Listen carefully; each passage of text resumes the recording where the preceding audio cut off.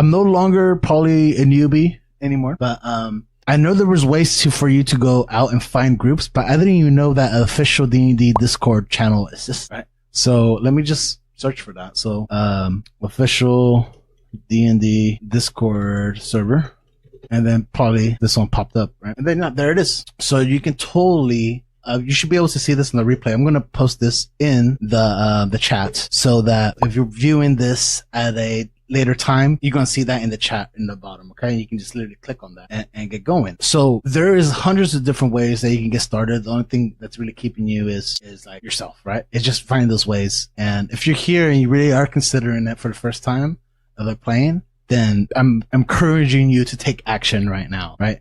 Start taking some action, find a group. If you just say, hey, I just want to play. Let's actually take a look here real quick, because this is the first time here. So let me accept. Here it is. There. Okay. Player. All right. So let's read his questions. So this is the first time I'm doing that, and you can do this as well. So are you a player, a dungeon master, or both? This will set your name color and a few channels. Okay. So I am a player, and am I a dungeon master?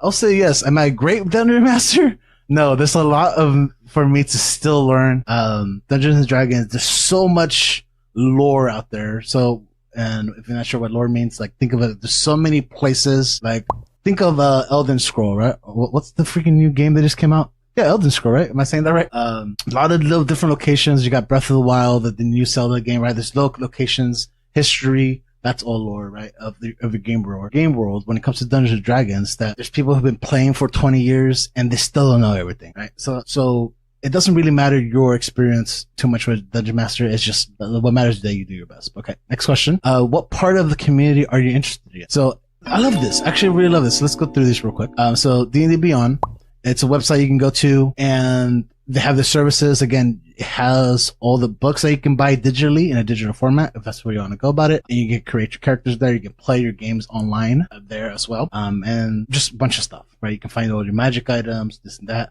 Adventure leagues they play with official rules only, right? So you can't customize things or be too lenient with it. It's pretty, the rules are the rules, and that's what you follow. There's a lot of people who enjoy it. I probably would do eventually. That seems like something I would try, but I haven't yet. Unearthed Arcana, essentially, every once in a while, they're releasing, like currently right now, they're releasing things that they want to test. So the developers, Dungeons and Dragons, want to test in the public before they make official rules, official content for the game. So here, I haven't gone through the new one, but I know they added properties to your weapons more recently in the last playtest 5, essentially where you can give a special type of abilities to your weapons. Where before there was nothing like that. It was just you have your sword and it does this much damage. Now you can have your sword and you can make enemy fall down, or if you miss, it'll still do some damage. So there's some cool stuff like that. But that's Unearthed Arcana. So I like Unearthed Arcana. I forgot I was clicking this for me. Oh no. I'm like, actually, either way, I'll just click it for now. Lore and Legacy. Explore the history of D&D with the Lore and Legacy channel. Sounds cool, right? Again, people have been playing for 30 years and still don't know every single thing.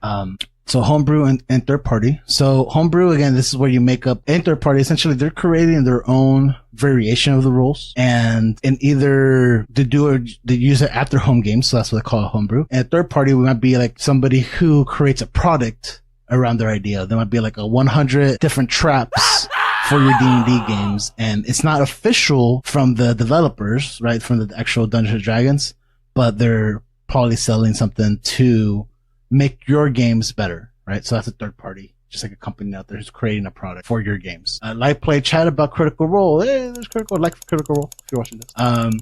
And other favorite live streams. So a quick mention on Critical Role, I guess, is before I got started, that's how I kind of founded actually playing D&D. Like I watched like this video, I was like, what is this? This seems different.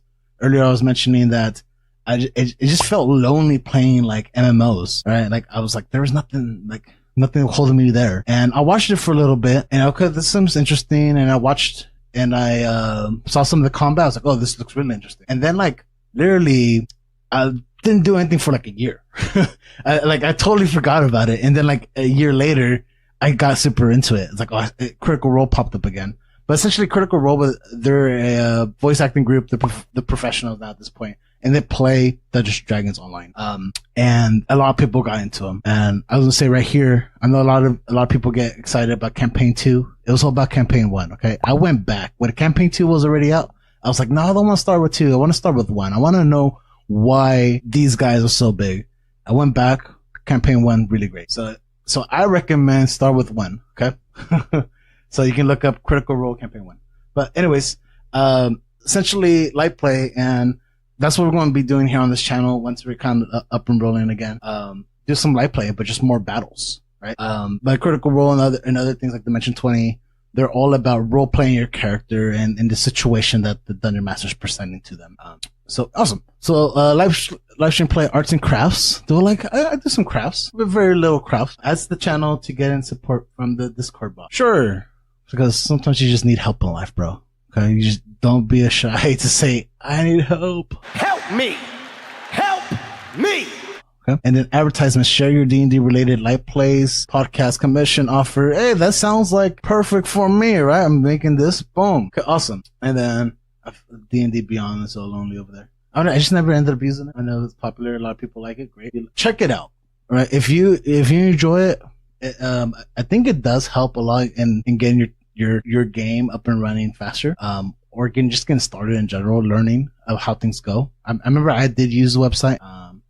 Fine, I'll use that. I remember I did use the website for the classes, or not the classes, the races, the character races. When I first got started, and that was super helpful, right? And it was just there. But that was before I knew about D&D 5e.wiki. Okay, I'm telling you, that website's pretty dope. But show your flair. Your chosen icon, if any, will show up besides your name. Okay, that's my flair. Pride, Artificer. Ooh, now you put it on the spot. Okay. So a lot of my gamer side still carries over. I always was more of a fighter, but I also like the healing classes. So I always look for like White Knights. I remember in Diablo 3, I played a monk. Choices. But the monk is different here, and this is a little bit more martial arts. I do like paladins. I'm kind of fighter. I can't decide right now. Okay. Which class do you guys like? Let me know what class you guys like there in the chat. You said, Tara, you think that Critical Role got a lot of people introduced into D&D. Yes, 100%. Now I'm looking over here on the side versus people in comment. I like people being in comment. So I would say I'm going with fighter. That's just my style. But again, I've been on the druid kick lately. Can we just have to? Oh, we can pick more than one. Ha! Oh no, then we gotta change it. I haven't played cleric enough. I'll go with fighter right now.